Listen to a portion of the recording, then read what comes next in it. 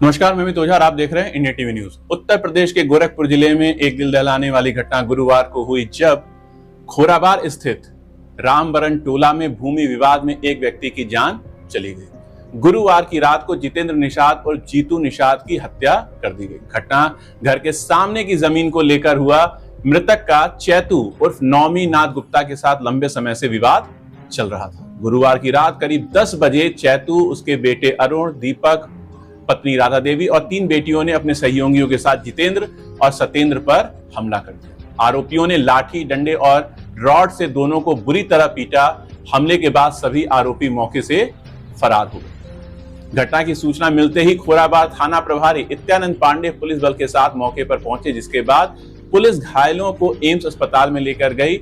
डॉक्टरों ने जितेंद्र को मृत घोषित कर दिया। पुलिस ने घटना के बाद मृतक के पिता रमेश निषाद की शिकायत पर चैतू, राधा, अरुण, विश्वकर्मा, दीपक, संगीता, किरण और चंदू के खिलाफ मामला दर्ज कर दिया। पुलिस ने शुक्रवार को 3 आरोपियों को गिरफ्तार कर जेल भेजा। वहीं शनिवार को चौथी आरोपित राधा को भी गिरफ्तार कर कोर्ट में पेश किया गया, जहां से कोर्ट ने उसे जेल भेज दिया। अन्य आरोपियों की तलाश अभी जारी है। घायल सत्येंद्र अभी भी अपने घर पर गंभीर अवस्था में है, जहां उसके छोटे बच्चे अब अकेले हैं। और बात करते हुए सत्येंद्र ने घटना के बारे में एक इंडियन टीवी न्यूज से क्या कहा, ये आप आगे की खबर में देखिएगा। क्या नाम है तुम्हारा? सतीश निषाद। क्या नाम है? सतीश निषाद। सतीश निषाद। हाँ। क्या मामला हुआ? मामला हुआ था, हम उधर से गए थे दुकान पे। किधर से? वो उधर से, उसके घर के सामने से। उसके घर ये रामबरन टोला है, खोराबार। रामबरन टोला, खोराबार गोरखपुर। तो उधर से हम इनके घर के आगे दुकान है, तो दुकान पे से हमारे से सामान लेके, तो रास्ते में खड़े सब रॉड लेके। अरुण था, चैतू था, दीपक था, विश्वकर्मा था, 4 लोग थे और बाकी 7-8 लोग अंदर गुंडे बैठे थे। और उसके बाद हम आए उसके घर के सामने, हमको मार दिए, सब हम गिर गए। किसी तरह से हम भाग गए और उसके बाद गए घर पे बड़े पापा को। यहाँ से पहले फोन किए बड़े पापा को, जीतू निषाद। तो उनका फोन बंद, मतलब स्विच ऑफ था। तो पता नहीं उनको कैसे पता चला गया। हम घर पे गए बुलाने और हमसे पहले वो आ गए। पता नहीं कैसे उनको पता चल गया। आ रहा है तो चले गए उनको सबको समझाने, और समझाने गए और तभी वहाँ पे सब मार दिए। और उसके बाद मेरे पापा गए छुड़ाने, इनको भी मार दिए सब। हाँ, इनको भी मार दिए। क्या नाम है आपका? सत्येंद्र निषाद। क्या नाम है? सत्येंद्र निषाद। क्या हुआ था? लड़का हमारा एक रूम का एक लड़का, दोनों लोग गए दुकान पर से आ रहे थे, तो इन लोग को लोग मारने लगे। कैसे भी भागे ये लोग।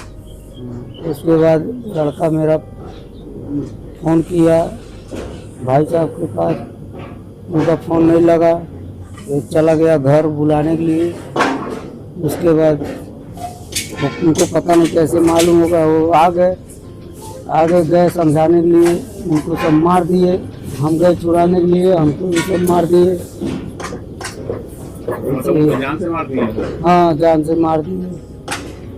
उसके बाद क्या पुलिस वगैरह में सूचना वगैरह दिए थे आप लोग? सूचना पुलिस को दिए थे, पुलिस तुरंत तैनात नहीं हुई। पुलिस में हमेशा सूचना, उसके कल भी सूचना दिए। दिन में गए थे, उसी दिन जिस दिन ये मामला हुआ उसी दिन गए थे, तो पुलिस वाले खदेड़ दिए। और आकर ये जांच भी नहीं कर रहे थे कि अगल बगल के लोग से पूछे कि ये लोग कैसा है कैसा नहीं है। अगल बगल के लोग से पूछना चाहिए, 2-4 लोग से पूछना चाहिए। नहीं पूछे लोग, केवल उन्हीं लोग का सुन कर लेते थे लोग, हम लोग का एक भी नहीं सुनते थे। अभी आप क्या चाह रहे हो? अभी हम चाह रहे हैं कि उन लोग को कड़ी से कड़ी सजा दी जाए। FIR दर्ज हो गई आपकी? अभी हम तो देख रहे हैं जिस हालत में है, हम यहाँ हैं, हमको क्या पता है ये FIR हुआ कि क्या हुआ। क्या बहुत गलती है, सरेसार गलती है पुलिस वाले लोग। पुलिस वाले के पास हम यही कहना है, पुलिस वाले के पास जाते थे। नाम क्या है आपका? मेनिका। मृतक की आप कौन है? मृतक हम उनके भाई की वाइफ हैं। तो उसके बाद आपने इससे पहले भी कोई विवाद हुआ था? हाँ, साल भर से विवाद चल रहा है। इससे पहले भी आपने थाने वगैरह भी सूचना हाँ, दी? थाने पे साल भर से हम लोग आते जाते हैं, वो लोग भी तंग आ गए थे, क्यों आते जाते हो, तुम लोग क्यों न शांत हो रहे थे। हम कहे क्या ऐसे शांत हो, वो लोग हमारे पीछे पड़े, हमेशा झगड़े के झंझट में पड़े रहते, तो कितना शांत हम लोग बैठेंगे बताइए। और जो कुछ भी होता था 100 नंबर गाड़ी बुला देते थे सब, कौन? वही लोग जो मारे हैं बुला देते थे। तो उसके बाद कोई सुनवाई नहीं हुई? नहीं सुनवाई, कुछ नहीं सुनवाई हुई। फिर अभी एक दिन मार के, जिस दिन मारी उस दिन भी हम गए थे, तो बोल रहे हैं दोनों लोग एक ही जैसे हैं, दोनों लोग एक ही जैसे, क्यों ना शांत हो जाते हैं, क्यों हम तो शांत थे। लड़के गया मेरा और एक भाड़े वाला लड़का गया, वो लोग अटैक कर दिए, मारने लगे, बताइए। अब वो आप क्या चाह रहे हैं? हम यही चाह रहे हैं जैसी मौत हमारे भसुर का वैसे मौत उन लोग का, जितने लोग मारे उतने लोग का, सब लोग का मौत चाहिए हम लोग को। उनका घर नहीं इधर रहना चाहिए। तय तो आप नहीं करेंगे तो कानून तय करेगा। हाँ, तो हमारा यही तमन्ना है, हमारा यही बस, यही हम लोग चाह रहे हैं बस। प्रशासन से आप हाँ, क्या चाह रही हैं? प्रशासन से ही चाह रहे हैं, प्रशासन यही करे, उसका घर इधर नहीं चाहिए, उसके घर की जमीन पे बुलडोजर चल जाना चाहिए। 2 जगह उसका घर है, बेलवार एक इधर तो लोग को रहना नहीं चाहिए। हाँ, बार बार हम लोग को देखने आते थे, कैसे है लोग कैसे नहीं, अब तो हम लोग को कौन देखने आएगा। बस हमको यही चाहिए, हमको जैसे हम लोग का घर उजाड़ दिए लोग, उन लोग का भी कोई भी नहीं रहना चाहिए। जीतू निषाद के आप पिताजी हैं? हाँ, क्या नाम है आपका? रमेश निषाद। रमेश निषाद। तो ये जो विवाद चल रहा था जिसमें भी हत्या हुई है, ये कितने समय से चल रहा था? ये 1.5-2 साल से चल रहा है। 1.5-2 साल से चल रहा था। तो क्या इसकी सूचना वगैरह थाने वगैरह पे दिए थे आपको? हाँ, बहुत बार। लेकिन थाने ने इसका कोई संज्ञान नहीं लिया। तो अभी घटना होने के बाद आपने थाने वगैरह पे कोई इसकी कोई तहरीर वगैरह दी है? बहुत बार। अभी घटना होने के बाद घटना होने के मतलब ये बाद जो हत्या हुई है, हत्या के बाद थाने पे इसकी कोई सूचना वगैरह दिए होंगे ना? हाँ, FIR वगैरह कोई दर्ज हुई है? हाँ, किसी की गिरफ्तारी वगैरह? गिरफ्तारी 4 लोगों का हुआ है। मतलब 4 लोगों की गिरफ्तारी हो चुकी है। तो अभी आप क्या चाह रहे हैं? हम यही चाह रहे हैं कि बेगुनाह का मेरा लड़का नौजवान, बेगुनाह का मेरा लड़का नौजवान तो लोग धोखाधड़ी से मार दिए, तो उसका दंड उन लोगों को मिलना चाहिए। मिलना ये चाहिए कि उन लोगों का जीवन का आरापास हो जाना चाहिए, ताकि हमारा कुछ आत्मा को शांति मिल जाए। नहीं तो उन लोगों का केस पानी अगर सही सलामत नहीं हुआ तो 2-4 महीने में छूट कर आएंगे, धमधमा मचा कर कमाए खाएंगे, मुझसे कैसे, हमको शांति कैसे रहेगी। मतलब आप उन लोगों को आजीवन कारावास की सजा चाहते हैं? अभी जो आपने ये बयान सुना, ये मृतक जीतू निषाद के भाई सतेंद्र, जो हमले में घायल हुए थे, उनकी भाभी और उनका भतीजा जो था उनका था। साथ ही साथ जीतू निषाद के पिता ने भी अपना बयान जो दिया वो सब आपने सुना है। लेकिन जीतू निषाद की पत्नी ने कुछ गंभीर आरोप पुलिस वालों पर भी लगाए हैं, और उन्होंने बात करते हुए क्या कहा ये आप आगे की खबर में देखिए। क्या नाम है आपका? सर, मेरा नाम रेखा जितेंद्र, क्या लगती है? मैं उनकी मिसेस हूँ। उनकी पत्नी है। हाँ, जैसे मुझे परसों के दिन यहाँ से कॉल गया, तो मैं मुंबई रहती हूँ, मैं यहाँ नहीं रहती हूँ। मुझे करीबन 12:30 बजे यहाँ से कॉल गया कि आपके पति की हत्या हो चुकी है। तो मुझे मतलब एक ऐसा लगा कि उसकी हत्या तो कोई कर नहीं पाएंगे, क्योंकि वो इंसान ऐसा था कि कभी किसी एक आदमी या 10 आदमी भी रहेगा उसको कोई मार नहीं पाता था, क्योंकि वो हमेशा अपनी सेफ्टी में चलता था।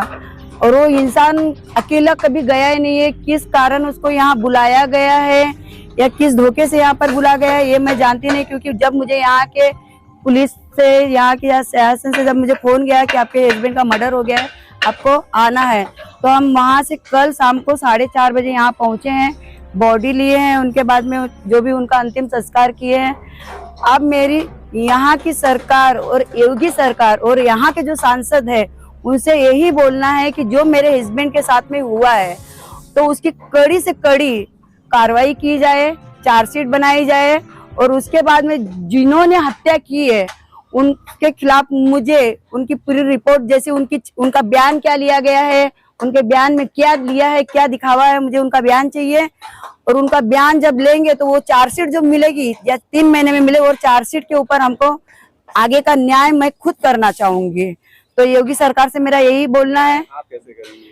क्योंकि मैं कानून को दूंगी ना लड़ने के लिए कि भाई मुझे कानूनी कार्रवाई उनके खिलाफ करना है। आपका ये भी आरोप था कि यहाँ पे जो ब्लड वगैरह गिरा था उसको हाँ, साफ किया गया। जहाँ मुझे यहाँ पता लगा, क्योंकि उस टाइम पे तो मैं यहाँ पर थी नहीं, मैं कल 4:30 बजे आई हूँ यहाँ पर। तो यहाँ पर जो भी ब्लड वगैरह था तो वो बताया गया है कि पुलिस ने खुद यहाँ पर पाइप से धोया गया है। अब ये जो बात है, तो आप पुलिस होके वहां पर पंचनामा करना चाहिए। ब्लड क्यों धोए हैं आप लोग? पंचनामा होती है, कार्रवाई होता है, उसके बाद ब्लड धोया जाता है, वैसे नहीं धोया जाता है।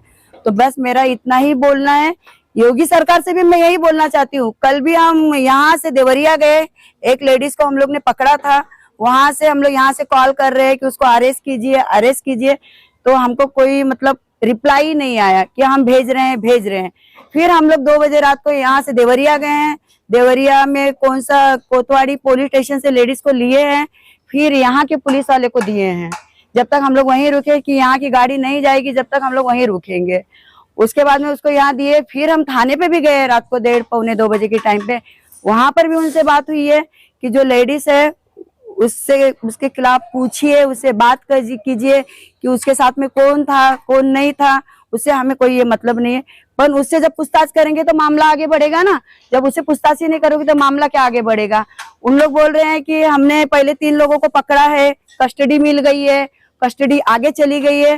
तो आप जब कोर्ट में हाजिर किए हैं आरोपी को, तो कोर्ट में हाजिर जब आरोपी होता है सर, तो वहां से मतलब जज जो बैठे रहते हैं, वो जज वहां से उनको एक रिपोर्ट देते हैं, उनको रिमांड मिलता है। तो रिमांड क्यों नहीं मिला है उनको? डायरेक्ट कस्टडी क्यों उनको हुई है? उनको रिमांड मिलना जरूरी है ना। आप प्रशासन से क्या उम्मीद कर रहे हैं? अब प्रशासन से और योगी सरकार से मेरी यही उम्मीद है कि मेरे हस्बैंड को कानून की जो भी उसके साथ में घटना हुई है, जो भी उनके साथ हुआ है, मैं उनके साथ इंसाफ मांगती हूँ यहाँ की प्रशासन से बस। और योगी सरकार से भी मेरा यही बोलना है कि उनको इंसाफ दो। जो लोग यहाँ पर रहते हैं उनका घर मकान है सब तुड़वा दो, बस मुझे यही चाहिए। और उसके आगे मुझे कुछ मांगता भी नहीं, खाली उनको इंसाफ चाहिए। क्योंकि उनका मर्डर हुआ है, उनकी हत्या हुई है, और जो उनकी हत्या हुई है तो वो उनको यहाँ के जो जितने भी हैं वो वैसे उनको छोड़ना नहीं चाहिए। बस योगी सरकार से मैं यही मांगती हूँ। और यहाँ के जो मुझे पुलिस से भी कोई वो नहीं है, पर पुलिस वाले को कार्रवाई करनी चाहिए। क्योंकि कार्रवाई इसके लिए करनी चाहिए कि आप देखिए पहले जो एक इंसान मरा है तो उसके बारे में भी आप सोचो ना, कि जो आदमी पूरा परिवार, उसका घर लूट गया, उसका परिवार लूट गया, आज उनके आगे कोई नहीं है। जब वही पूरा चलाने वाला यहाँ से वहां तक महाराष्ट्र तक वही चलाता था, अब उसका कुछ नहीं है। कल में मेरा परिवार यहाँ रह रहा है, कभी भी आएंगे, कभी भी फिर कुछ ना कुछ कर सकते हैं उन लोग। क्योंकि मेरे ससुर जी है, मेरी सास है, वो भी बूढ़े हैं, ये है, इसको भी बच्चे हैं। तो मुझे न्याय चाहिए बस। मृतक जीतू निषाद के परिवार वालों ने जो आरोप लगाए हैं, उन आरोपों की इंडियन टीवी न्यूज कहीं से कोई पुष्टि नहीं करता है। लेकिन उनका जो ये कहना है कि उन्होंने कई बार घटना की सूचना 112 और लोकल थाना जो खोराबार पड़ता है वहां पर दी, उसके बावजूद पुलिस ने कोई मामले का संज्ञान नहीं लिया, ऐसा उनका आरोप है। हालांकि जीतू निषाद की हत्या के बाद पुलिस ने मुकदमा दर्ज किया। अभी तक 4 लोगों की गिरफ्तारी हो चुकी है, कुछ लोग अभी फरार हैं जिनकी तलाश की जा रही है। लेकिन फिर भी जिस तरीके से इस जघन्य घटना को अंजाम दिया गया, वो वाकई कानून व्यवस्था पर एक बड़ा प्रश्न चिन्ह लगाता है। इस खबर में आगे जो कुछ भी हमें सूचना प्राप्त होती है वो अपने चैनल के माध्यम से दर्शकों को जरूर बताएंगे। आज की खबर में सिर्फ इतना ही है। खबर अगर अच्छी लगी हो तो कमेंट बॉक्स में जाकर कमेंट करें, चैनल को लाइक करें, सब्सक्राइब करें और खबर को ज्यादा शेयर करें। कल हम मिलेंगे एक नई खबर के साथ, तब तक के लिए नमस्कार।